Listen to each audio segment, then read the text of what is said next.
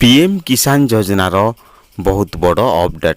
यही अपडेट विषय आपड़ जदि न जानवे तो आपड़ पीएम किसान योजनार जो टंका पाउचंती से टंका पाइबारु आपण वंचित हो पारंती। सेतिपि आपनको मु अनुरोध करुछि वीडियो को शेष पर्यंत देखंतु, कारण पीएम किसान योजनार जेतेबेले अपडेट होता है सेतेबेले चाषी को अधिकरु अधिक लाभ मिलता है। आपड़ जदि पीएम किसान योजनार लाभ पाइबाकु चाहूचंती तो प्लीज यही वीडियो को आपको शेष पर्यंत देखा हेबो हेले जे आपण जानि परिबे आपण केमिति पाइबे पीएम किसान योजनार टंका।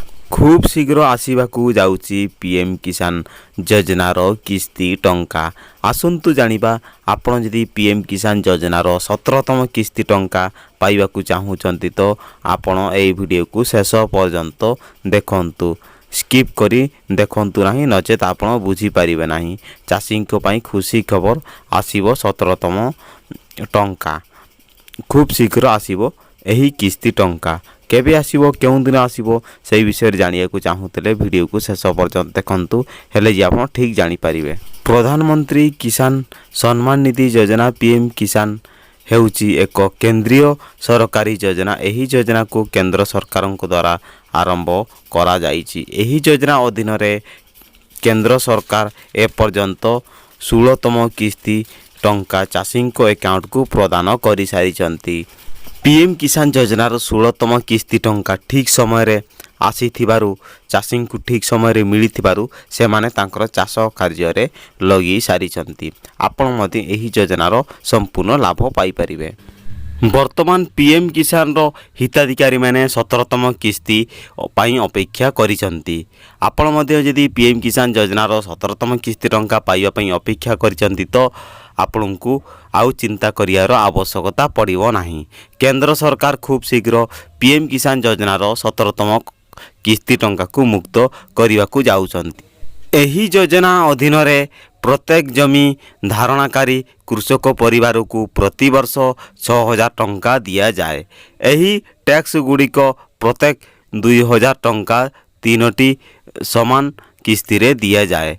विशेष कथा हेउची एही परिमाण सीधा सड़क चाषी बैंक अकाउंट रे स्थानांतरित हेउची। तेणु प्रधानमंत्री किसान सम्मान निधि योजना हेउची एक केंद्रीय योजना जहा द्वारा कि चाषी माने वार्षिक 6000 टंका एवं प्रति 4 मासरे 2000 टंका बहुत सहजरे सेमानंको अकाउंट रे पहुँची जाउची। एही योजना डिसेंबर 1 2018 रे आरंभ करा जाइथिला। एही समय रे सरकार केवाईसी बाध्यता मूलक करिसंती। जेउ कृषक माने केवाईसी करि नाहंती से माने पीएम किसान योजना लाभरू वंचित होई पारंती। जदि आपण वर्तमान पर्यंत केवाईसी करि नाहंती तो आपण एही योजना रु वंचित होई पारंती। जदि कृषक माने चाहंती से माने घरे बसी निज ऑनलाइन रे केवाईसी करि पारिबे। से माने जदि चाहिए तो जो कृषक माने वर्तमान पर्यंत केवाईसी करि नाहंती सेही कृषक माने जदि चाहिए तो से माने ऑनलाइन मध्य केवाईसी करि पारिबे। अनेक कृषक पीएम किसान योजनार 16तम किस्ती टंका पाई पारि नाहंती। न पाइबार कारण हैला से मानकर अकाउंट केवाईसी एक्टिव नाही। केवाईसी एक्टिव नथिले आपण पीएम किसान योजनार लाभ केबे आपण पाई परिबे नाही। आपण जदि 17तम किस्ती टंका पाइबा को चाहूचंती तो पीएम किसान योजनार तुरंत आपनकू केवाईसी करिबा बहुत आवश्यक हेले जे आपण पाई परिबे टंका। विशेष कथा हेउची 28 फेब्रुआरी रे केंद्र सरकार 16तम किस्ती प्रकाश करिथिले। एहा 21,000 कोटी टंका रिलीज करिथिला चाषींको पई। केंद्र सरकार 21,000 कोटी टंका रिलीज करा जाइथिला चाषींको पई। एति सहित 9 कोटी रु अधिक चाषी प्रधानमंत्री किसान योजना रे सुजोग नैथिले। केवाईसी करिया को हेले आपण जदि केवाईसी करिया को चाहूचंती तो आपण जदि केवाईसी न करिवे तो आपण केबे भी लाभ पाई परिबे नाही। आपण जदि पीएम किसान योजना रु लाभ पाइबा को चाहूचंती तो आपण को ऑनलाइन केवाईसी करिया को पड़िबो। केवाईसी केमिति करिबा आसंतो जानिबा। आपणकर क्रोम ब्राउजर सर्च बार रे आपण को टाइप करिया को हेबो pmkisan.gov.in। आपन को ए प्रकार भाव आपन को टाइप करिया कहबो। टाइप कला पर आपन को सिंपली सर्च करिया कहबो। सर्च कला पर आपन को ऑफिशियली पोर्टल टी ओपन हे जिवो।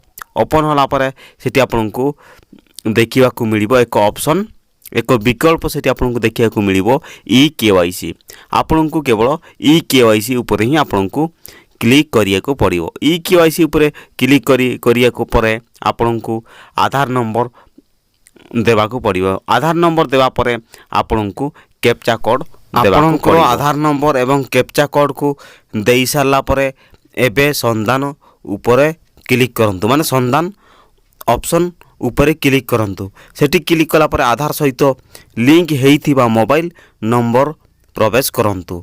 आपनकर आधार नंबर सहित आपनकर आधार नंबर सहित जे मोबाइल नंबर लिंक हेइची सेही मोबाइल नंबर एक ओटीपी जीवो। सेही ओटीपी को एठी आपनकु टाइप करिया को हेबो। तापरे आपनकु गेट ओटीपी ऑप्शन उपरे क्लिक करिया को पड़िबो। आपण जदि पीएम किसान योजना रो लाभ पाइया को चाहूचंती तो ई केवाईसी करिया बहुत आवश्यक। तेणु ई केवाईसी करिया पई आपनकु एही सब प्रोसेस करिया बहुत आवश्यक। आपनकर आधार नंबर सहित आपनकर मोबाइल नंबर लिंक रहिया बहुत आवश्यक। माने आपनकर आधार कार्ड सहित आपनकर मोबाइल नंबर लिंक रहिया बहुत आवश्यक। नचेत आपण केबे ई केवाईसी करि परिबे नाही। ई केवाईसी करिया को हेले आपनको प्रथमे आपनकर मोबाइल नंबर को आपनकर आधार कार्ड सहित लिंक करंतु। तापरे आपण ई केवाईसी काम करंतु हेले जे आपण सक्सेसफुल हेई परिबे। पीएम किसान योजना रो एही इन्फॉर्मेशन वीडियोटी आपनको केमिति लागिला निश्चित भाव में आपनकर मतामत कमेंट रे दियंतु एवं वीडियो को गोटे लाइक करंतु एवं नुआ करी चैनल को आसले चैनल को सब्सक्राइब करंतु।